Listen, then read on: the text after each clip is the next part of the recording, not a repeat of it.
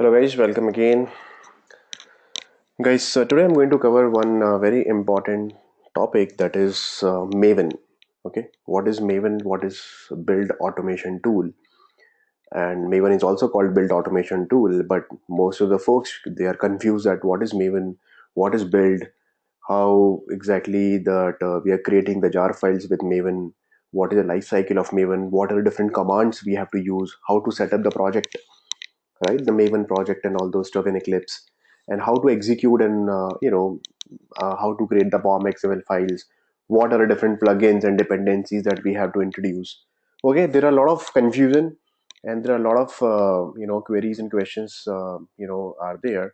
People generally they might ask at a time of interview also. Okay, all these questions, and it's always a good thing that okay, if you are integrating Maven with any Jenkins servers, let's say any CI servers, so these commands will be really helpful. And if you want to execute Maven commands directly from directly from command line, from terminal, these commands and these configurations and this setup and this Maven knowledge is really important for you guys. Okay, so for every automation engineer, it's compulsory to know about Maven, guys. It's very important to know about Maven. If you're using Maven as a build tool, you should know okay these important things about Maven. Okay, so today I'm going to cover all these topics. Okay, so first of all, we have to understand what is Maven. Okay, guys, so what is Maven? Simple, in simple language, Maven is what? Maven is build automation tool, guys. Okay, what is Maven? Maven is, in a very straightforward language, Maven is build automation tool. It generates the build for you guys. Now, what do you mean by build? Okay, so the what do you mean by build? I'll tell you through one diagram. And what is the purpose of Maven? Quickly. Okay,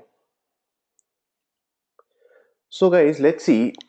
I have one project in Eclipse, or I want to write some code in Java. So what I'll do simple. Let's see. I have one project. Let's see. This is a project, automation project I have created.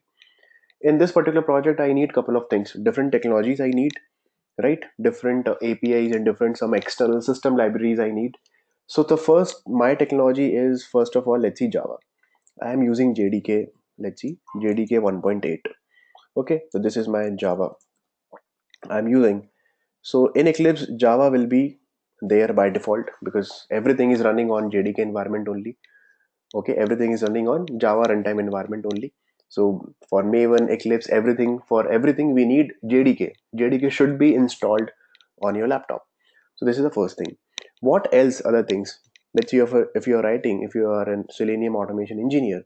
In that case, we need Selenium, right? Selenium WebDriver, jar files we need, right? So this is the second thing we need. Let's say you are using TestNG or maybe JUnit. Okay, so in that case, TestNG or JUnit also you will be using, because Selenium is not coming along with JDK. TestNG JUnit is also not coming along with JDK, right? What else we need? Let's see, we need Apache POI API. Okay, Apache POI API we need. So Apache POI API also externally we have to download, right? What else we need? Let's see, we need Log4j API.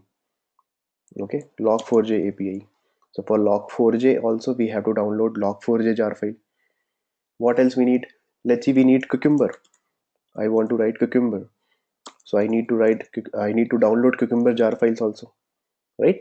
So Cucumber also we need, right? Now what else we need in general automation? Let's see, I want to use Sikuli also. Okay, so Sikuli jar files also I have to use Sikuli jars. Okay, so for Sikuli also, or maybe some other external jar files if you want to use for any purpose. Okay, let's see, for JSON parsers or XML parsers. Okay, you want to download these jars for JSON parsing or XML parsing and all those stuff.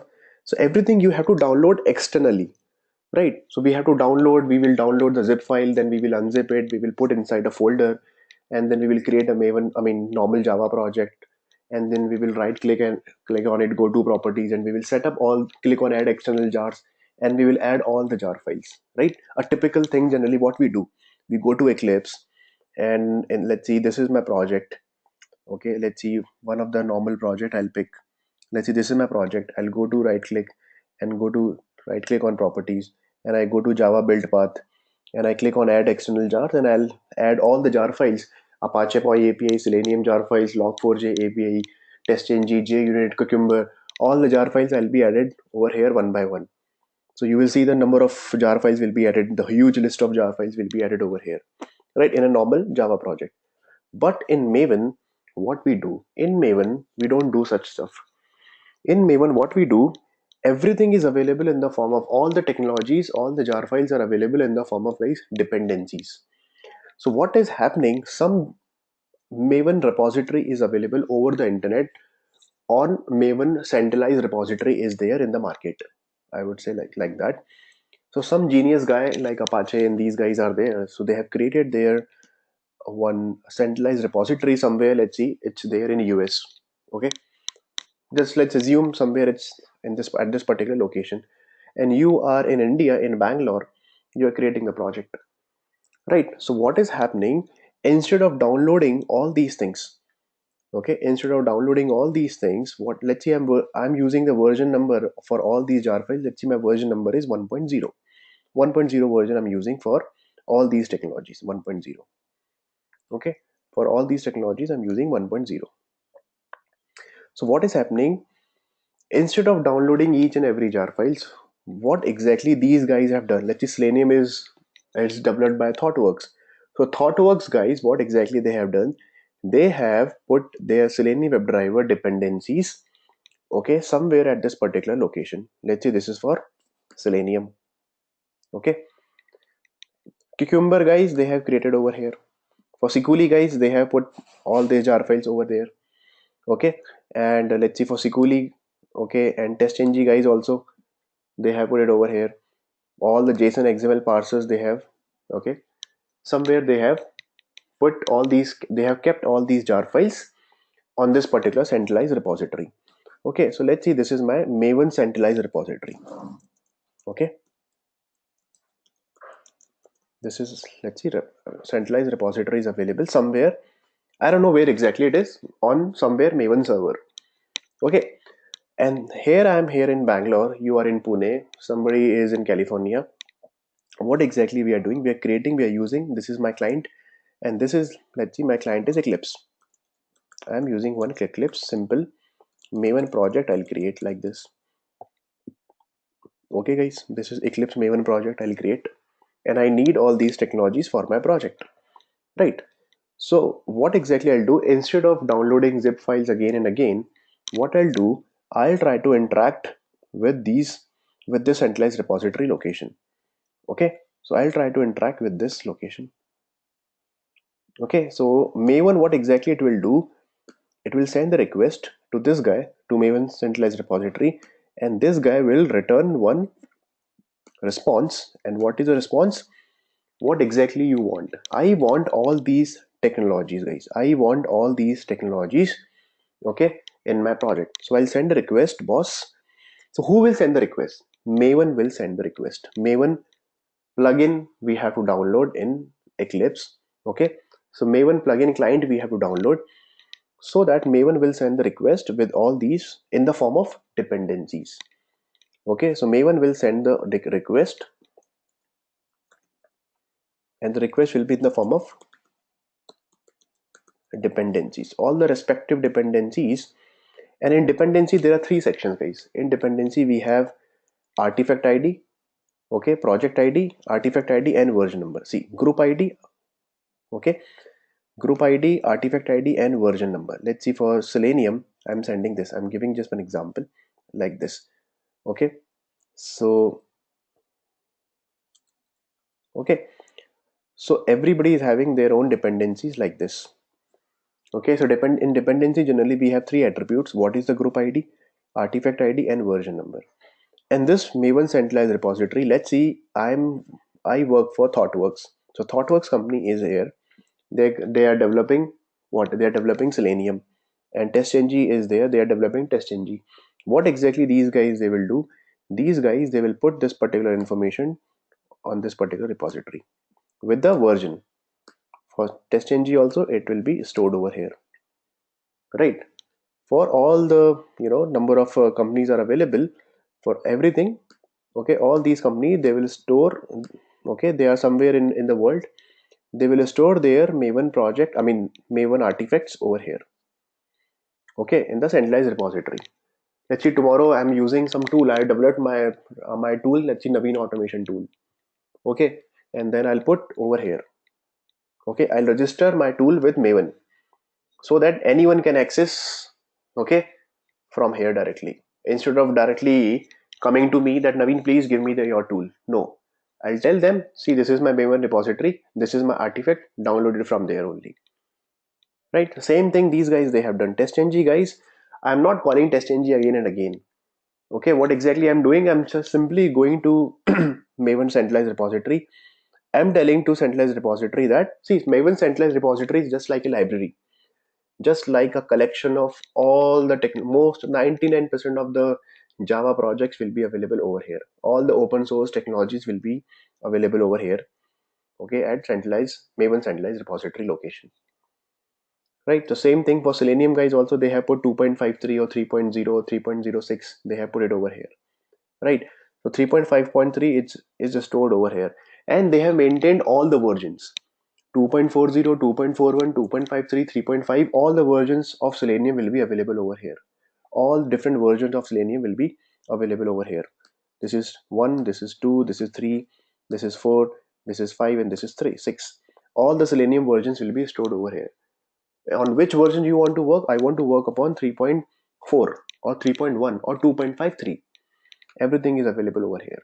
So what exactly, it's their responsibility, it's company vendor responsibility to put their jar files over here. So they have to register on Maven centralized repository, and they will put over here, okay, on this centralized repository. Now for us it will be very easy. We will send a request in the form of this dependencies, and we will get all the jar files automatically in our project. So in the response, what will we get? We get jar files. Okay, all the jar files will be given back to you, okay, into your project. Right, so this is the concept of, guys, Maven. Okay, so this is the first thing of Maven, that no need to, now let's see, tomorrow 3.6 is there, you just need to update your version over here, that's it. Instead of 3.53, I'll put 3.6, and again Maven will send the request. If 3.6 is available here, then it will give you 3.6 jar files, and automatically 3.5.3 jar files will be removed, okay, and then it will be stored over here. Okay, the latest version will be stored in your local machine. 3.6 will be given to you directly.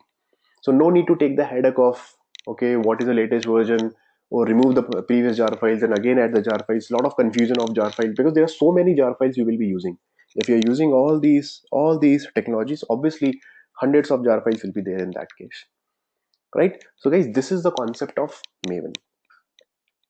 Okay, so what exactly Maven does? Maven creates one, let's see, this is your laptop. Okay, let's see, this is your machine, this is my machine on which I have created one Eclipse Maven project. So all these jar files will be stored somewhere at one location is there in your machine, that is called .m2 repository. Okay guys, so this is called .m2. Okay, .m2, this is the one hidden directory is there. .m2 repository will be created on your local machine, on your laptop, on your desktop, and all the jar files will be added over here into .m2. Okay, so Maven is very smart. Maven, exactly, it will do, it will take all the jar files, the respective jar files, whatever you are requesting, and it will take all the jar files, it will be stored over here at .m2 location. As simple as that. Okay, and from .m2 it will give it to you in your Eclipse project. From .m2 to your Eclipse project will be given to you. Right, so this is the basic architecture of Maven. Okay, let's say tomorrow I'm creating a tool, I'm developing a tool.